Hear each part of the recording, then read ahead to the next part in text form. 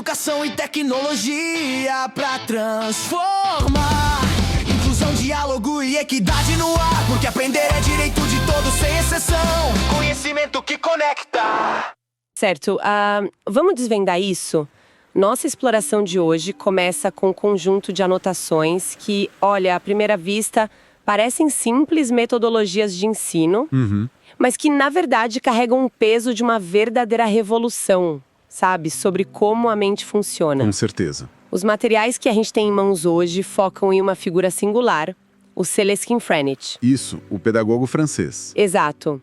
Estamos falando de alguém que olhou para a sala de aula tradicional e decidiu repensar completamente as engrenagens de como a sociedade aprende. E o objetivo deste mergulho profundo não é apenas ler uma lista de técnicas educacionais como fosse um manual de instruções chato. Até porque isso seria bem tedioso. Muito tedioso. A missão dessa análise é entender como conceitos muito específicos, concebidos por Freinet, têm o poder de transformar a energia de um ambiente de aprendizado. Sim, a energia do lugar inteiro muda. Muda tudo. É sair daquela velha dinâmica de obediência passiva, onde todo mundo senta enfileirado, calado, sentindo o cheiro de giz, para criar uma espécie de laboratório vivo. Nossas fontes indicam que essas ideias desestabilizam a visão clássica e se alinham à tendência muito maior que as notas chamam de escola nova. É uma jornada para compreendermos como processamos e retemos o conhecimento de verdade. Estou muito animada com isso. E o que é fascinante aqui é a fundação filosófica que sustenta absolutamente todas as técnicas que vamos explorar nessa nossa análise. As notas que recebemos destacam de cara que Freinet defendia algo chamado educação pelo trabalho. Educação pelo trabalho? E de forma ainda mais profunda, a integração entre jogo e trabalho. Pensa bem sobre o que isso significa na prática. Na estrutura clássica da nossa sociedade, desde muito cedo, as pessoas são ensinadas que existe uma divisão quase sagrada e impenetrável. É uma linha bem marcada, né? Muito marcada. De um lado, existe o momento da obrigação, o trabalho. A gente associa isso ao suor, a ficar sentado por horas, à seriedade e, sendo bem sincero, muitas vezes ao tédio absoluto. Totalmente. Do outro lado, existe o momento da diversão, o jogo, que é visto apenas como um alívio, um escape livre de consequências, o famoso recreio. É aquela velha história de primeiro o dever, depois o lazer. Como se as duas coisas fossem água e óleo, que não se misturam de jeito nenhum. Mas o que me deixa curiosa é entender como a proposta de juntar essas duas esferas não transforma o aprendizado inteiro num parque de diversões caótico, onde, sei lá, ninguém leva nada a sério. Essa é a armadilha mais comum ao tentar entender essa teoria. A proposta da integração não é eliminar a seriedade. Pelo contrário, o objetivo é resgatar o nível de engajamento profundo, de foco e de paixão que qualquer indivíduo demonstra quando está jogando e aplicar essa mesma energia ao trabalho produtivo e intelectual. Resgatar o engajamento? Exato. Quando alguém joga, essa pessoa tenta, erra, se frustra, elabora estratégias e tenta de novo. Existe um esforço colossal ali. A mente está trabalhando a 1000 por hora, mas aquilo não é sentido como um fardo. Freinet queria injetar essa energia vibrante do jogo na responsabilidade do trabalho. Isso faz muito sentido. É possível imaginar a cena de alguém montando um quebra-cabeça gigantesco com milhares de peças ou tentando passar de uma fase incrivelmente difícil num videogame. A pessoa gasta energia mental, soa a camisa, fica horas naquilo, repetindo o processo. Tecnicamente, ela está trabalhando arduamente naquela tarefa. Mas como o objetivo faz sentido para ela e existe esse componente lúdico, o peso da obrigação simplesmente desaparece. E essa mudança de atmosfera, de percepção de esforço, nos leva diretamente ao nosso primeiro eixo de exploração das notas, que foca na autonomia e na responsabilidade de quem aprende. Um ponto crucial. Muito crucial. As fontes listam 3 técnicas que são super interligadas: a autoavaliação, a autocorreção e o plano de trabalho. Mas espera aí, entregar a avaliação nas mãos de quem está aprendendo. Como isso funciona na prática sem que a pessoa simplesmente diga que acertou tudo para se livrar do problema rapidinho? Para entender isso, precisamos olhar para a dinâmica de poder. Na pedagogia tradicional, a dinâmica é extremamente vertical. Há uma autoridade central que planeja tudo o que será feito, que tem a caneta vermelha na mão para detectar os erros e que emite o julgamento final. O temido professor com a caneta vermelha. Aquele que dá a nota e pronto, sem discussão. As notas de Freire mostram uma subversão completa dessa pirâmide de poder. O processo começa com o plano de trabalho. Não é uma ordem que desce de cima para baixo. É um acordo. Quem estuda traça junto com o grupo e com quem orienta a sua própria rota de atividades para um determinado período. Então, em vez de chegar na segunda-feira de manhã, sentar e esperar a ordem do dia, a pessoa sabe exatamente o que precisa cumprir naquela semana, porque ela ajudou a planejar aquilo. Exatamente. Ela é parte ativa do processo. É como entregar um mapa e as chaves do carro para quem está aprendendo a dirigir, em vez de apenas mandar a pessoa sentar no banco do passageiro e ficar olhando a paisagem passar. Uma analogia perfeita. E se conectarmos isso ao panorama geral, o impacto sociológico dessa abordagem é imensurável. Um plano de trabalho construído de forma colaborativa assim é um contrato de responsabilidade consigo mesmo. E é por ter esse plano muito claro e transparente que a autoavaliação e a autocorreção passam a funcionar de verdade. Porque o objetivo é próprio, não imposto. Precisamente. Se a pessoa tem um objetivo que ela mesma ajudou a traçar, o erro deixa de ser um motivo para punição ou humilhação pública por parte da autoridade. O erro passa a ser apenas um obstáculo no próprio caminho dela. Ela olha para o que fez, avalia onde a engrenagem travou, onde o raciocínio falhou e simplesmente corrige. Voltando àquela nossa analogia do videogame. Ninguém dá uma nota 0 ou um castigo quando o jogador pula errado e o personagem cai no buraco. A própria pessoa vê o que deu errado, faz a autocorreção do pulo na próxima tentativa, medindo melhor a distância e segue em frente. O foco sai totalmente do preciso agradar essa autoridade e tirar uma boa nota e vai para preciso aprimorar a mim mesmo para concluir o plano que eu criei. É uma mudança de paradigma gigantesca. E o resultado prático disso, a longo prazo, é a criação de indivíduos muito mais autossuficientes e resilientes. A educação tradicional, que é baseada apenas na obediência cega e na memorização temporária para passar em testes padronizados, corre o sério risco de formar pessoas muito passivas. Pessoas que ficam só esperando ordens? Exato. Pessoas que no futuro vão esperar sempre que um chefe ou um superior aponte o dedo para dizer o que fazer e o que está errado. Com essas 3 técnicas operando juntas, que são o plano de trabalho, a autoavaliação e a autocorreção, constrói-se uma postura crítica e proativa que é essencial para a vida em sociedade.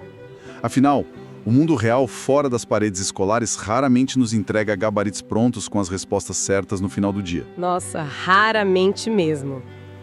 Essa construção de caráter através da responsabilidade é muito poderosa. É dar o controle do próprio desenvolvimento para o indivíduo. Mas a revolução não para por aí. Precisamos avançar para o segundo eixo temático das nossas fontes, que muda o foco da organização pessoal, dessa gestão do próprio tempo, para a forma como interagimos com os outros. O foco aqui é a voz, a expressão e a comunicação. Aqui onde a coisa fica realmente interessante. Fica mesmo. É a parte mais expressiva do método. Sim. As notas citam 4 técnicas que parecem transformar o ambiente de aprendizado numa verdadeira central de mídia. Temos o texto livre, a imprensa escolar, a correspondência interescolar e o livro da vida. Vamos começar pelo texto livre, porque eu imagino que muita gente que acompanha essa análise agora tem calafrio só de lembrar das redações obrigatórias no tempo de escola. O calafrio é perfeitamente justificável. Tradicionalmente, a escrita num ambiente de aprendizado costuma ser uma resposta a um comando totalmente artificial. É possível lembrar daquelas redações clássicas e engessadas sobre o que eu fiz nas férias ou sobre um tema genérico qualquer, sempre com a exigência de número mínimo de linhas, parágrafos marcados e regras rígidas de estrutura. Sim, onde o objetivo era só preencher as linhas e não cometer erro de gramática. A produção textual vira um mero exercício burocrático. O texto livre rompe essa corrente pesada. A ideia é permitir a expressão genuína.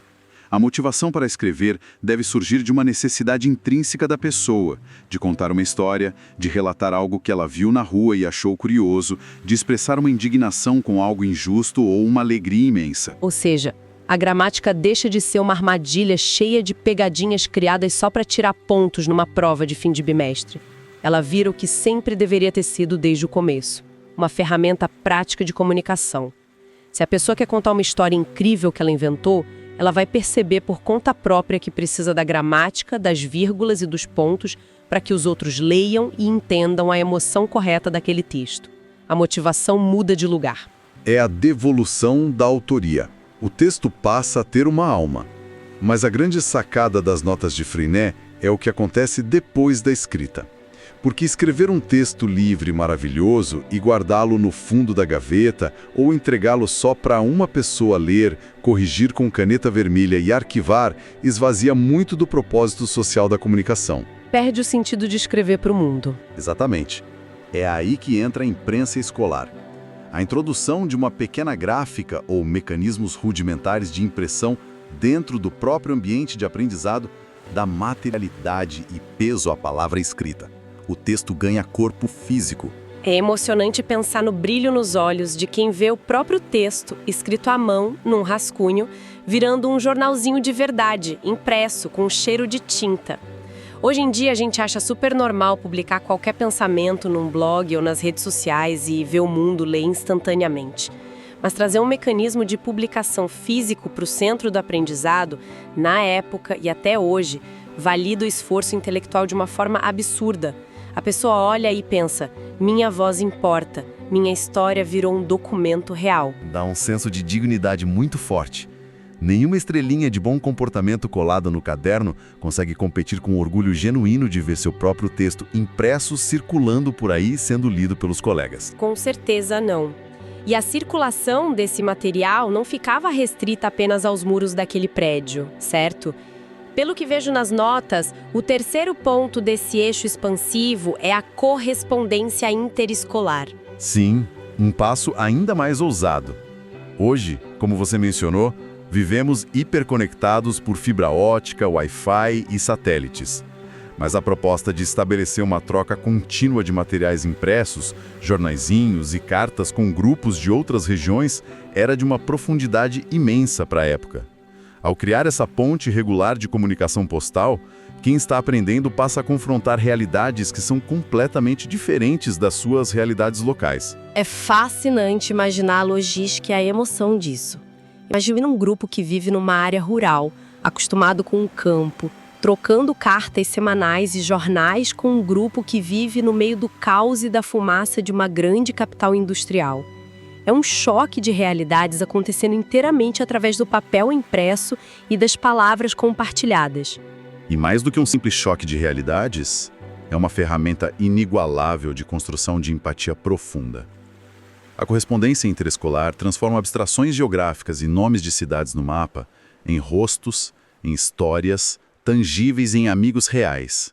Essa técnica mostra que o aprendizado também é, fundamentalmente, sobre entender o lugar do outro no mundo e construir pontes sociais sólidas. Nossa, isso é a definição de criar cidadãos do mundo muito antes de a internet sonhar em existir. E para consolidar toda essa valorização do cotidiano local, da vivência das próprias pessoas, a quarta e última técnica maravilhosa desse eixo de comunicação é o livro da vida. Esse nome por si só já chama muita atenção. Livro da vida. Parece o título de um diário gigante de bordo. Mas pelo que as nossas anotações sugerem aqui, vai muito além de um simples registro metódico de hoje choveu e tivemos aula de matemática das 8 às 10. Vai muito, muito além disso, sem dúvida. O livro da vida é, na sua essência, o registro da memória coletiva e afetiva daquele grupo específico. É um documento em constante evolução, onde os acontecimentos do dia a dia, as grandes descobertas feitas, os pequenos conflitos que precisaram ser resolvidos pelo grupo e os textos livres mais marcantes são registrados e preservados. Um arquivo vivo da comunidade. Isso. Na visão tradicional de ensino, a experiência diária e rotineira de quem aprende costuma ser vista como algo menor, passageiro e irrelevante, enquanto o conhecimento dito verdadeiro reside apenas em enciclopédias antigas e em livros didáticos impressos longe dali. O livro da vida subverte isso de forma linda, ao mostrar que o cotidiano daquelas pessoas é história sendo escrita em tempo real. Como se fosse um documentário contínuo e orgânico que prova que todo dia importa, que toda interação tem valor. Se um passarinho exótico entrou pela janela numa terça-feira e gerou um debate apaixonado de meia hora sobre biologia e voo, isso vai para o livro da vida. Se houve uma briga séria no pátio que depois gerou uma roda de discussão sobre respeito e regras de convivência, isso não é escondido, isso vira registro histórico do amadurecimento daquela comunidade. Isso é fascinante porque valida as emoções e a trajetória pessoal de cada um ali dentro. O processo de estar vivo, errando e aprendendo juntos, ganha tanta importância acadêmica quanto o resultado final de qualquer teste padronizado. Exatamente. A própria existência do grupo torna-se digna de estudo, de reflexão e de um respeito profundo. E essa ideia central de que o mundo ao redor, o agora, é fonte primária e riquíssima de conhecimento, nos empurra organicamente para o nosso terceiro e último eixo temático desta análise.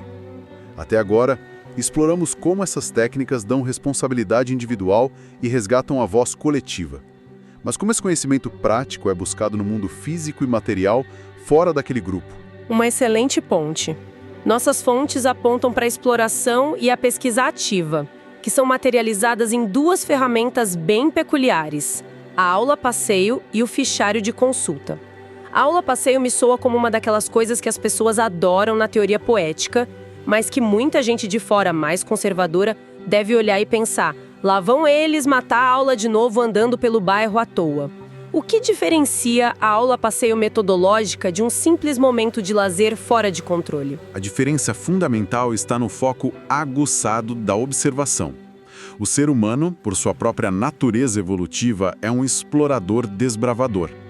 Confinar esse ímpeto natural e curioso exclusivamente dentro de uma sala fechada, de 4 paredes, limitando o horizonte visual a um quadro negro na parede, é sufocar o potencial gigantesco de descoberta. A aula-passeio não é, de forma alguma, uma caminhada aleatória e dispersa. É uma ruptura calculada com o isolamento para unir a teoria à prática de forma muito direta. Tirar o filtro entre a pessoa e o mundo. Exato. Em vez de ler num livro didático a descrição abstrata de como uma folha seca se decompõe na terra úmida ou como a arquitetura das casas de um quarteirão histórico foi planejada décadas atrás, a proposta é incrivelmente simples: abrir a porta, sair caminhando até lá e observar o fenômeno acontecendo de verdade. É usar a realidade crua, em 3D, com cheiro, textura e em tempo real, como livro didático definitivo. O caos inerente do mundo real gera estímulos aleatórios que nenhum ambiente controlado, por melhor que seja, consegue replicar. Dá para imaginar a cena. O grupo tá lá observando a praça da cidade e de repente alguém repara num tipo de inseto carregando uma folha que ninguém do grupo conhece. Ou alguém vê uma rachadura enorme num muro antigo e começa a questionar a estrutura do solo e a engenharia por trás daquilo. É a curiosidade sendo despertada pelo acaso. E é exatamente aí, nesse instante não planejado, no momento em que a curiosidade natural esbarra de frente com o desconhecido, que o processo pedagógico brilha com mais intensidade. Durante uma aula-passeio bem conduzida, os questionamentos vão surgir soltos, motivados pelo ambiente, não empacotados e forçados dentro de um cronograma engessado. E quando a dúvida genuína aparece no meio da rua, o que se faz com ela? Isso levanta uma questão importante sobre como nós lidamos com a busca por informação. A resposta tradicional, condicionada, seria olhar imediatamente para a figura de autoridade, o professor, esperando uma explicação pronta, mastigada e embalada.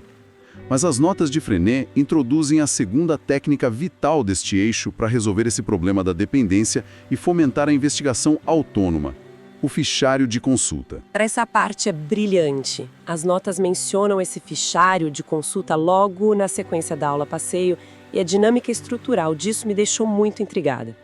como exatamente isso funcionava na prática diária, quando uma dúvida cabeluda surgia e não havia uma resposta imediata pronta na ponta da língua para ser decorada. Vamos imaginar a mecânica engenhosa disso. O fichário de consulta é, essencialmente, um sistema metódico e organizado de informações. Mas o imenso diferencial é que ele não vem de uma editora. Ele é criado, alimentado, revisado e gerido por quem está ali para aprender. Não é uma enciclopédia cara comprada pronta, com verbetes intocáveis. É uma biblioteca dinâmica, feita de fichas de papel, em constante estado de construção e atualização. Se o grupo volta maravilhado da aula passeio com uma dúvida pertinente sobre aquele inseto exótico que encontraram na praça, o primeiro passo lógico e processual é ir diretamente ao fichário do grupo. Certo, vão procurar a ficha do inseto. E se a resposta simplesmente não estiver lá no acervo? Se for algo inédito para eles, o que acontece? É aí que o verdadeiro trabalho intelectual começa. Se a resposta não estiver catalogada lá, o grupo tem a missão ativa de pesquisar.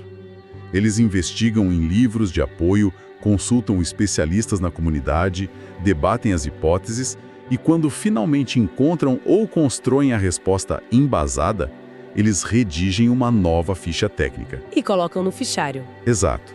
Eles adicionam essa nova descoberta ao sistema coletivo. Assim, aquele conhecimento suado não se perde. Ele fica eternamente disponível para as próximas pessoas ou turmas que consultarem o arquivo. Caramba, é como se eles estivessem construindo a própria Wikipédia de forma totalmente analógica, com papel e caneta, e de forma hipercolaborativa. Isso é puro empoderamento intelectual da base. A dinâmica inverte completamente a dependência crônica do sistema tradicional.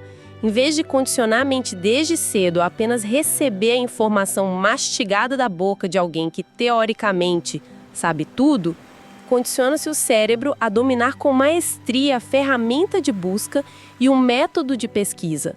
A lógica passa a ser: se eu não sei algo, eu sou perfeitamente capaz de procurar.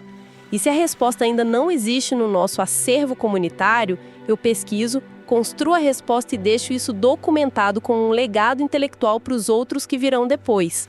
É um ciclo infinito e virtuoso de curiosidade e resolução de problemas. É a materialização brilhante do famoso ditado sobre a diferença entre dar o peixe na mão da pessoa e ensinar a pescar. Mas aqui, elevado a uma potência cooperativa muito maior, porque eles estão construindo a própria rede de pesca juntos. O fichário de consulta nunca é um arquivo morto, estático e empoeirado. É um organismo intelectual pulsante que cresce organicamente conforme as curiosidades empíricas do grupo se expandem em contato com o mundo. E quando damos um passo para trás e observamos com calma todas essas engrenagens conceituais funcionando de forma sincronizada, a robustez lógica desse sistema todo é de cair o queixo. Então, o que tudo isso significa para nós hoje? Estamos chegando ao momento de amarrar as pontas da nossa exploração, desse nosso mergulho nas ideias. Ao olhar de perto para as notas sobre o trabalho de Freinet, fica cristalino que não estamos lidando com um punhado aleatório de atividades recreativas soltas para passar o tempo até bater o sinal de ir embora.